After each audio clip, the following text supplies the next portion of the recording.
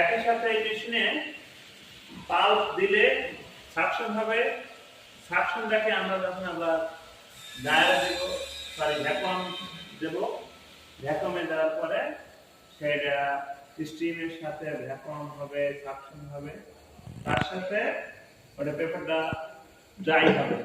Dry হওয়ার পর জি এরকম হবে, এরকম একটা শেপ আসবে। তারপর আমরা এর উপর বিভিন্ন টেস্ট করবো। এই হচ্ছে সেই মেশিন। পজ করা যায়, করা যায়,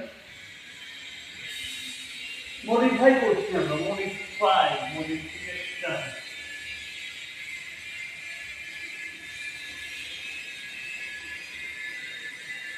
তাতে দাও ফুল অফ দাও।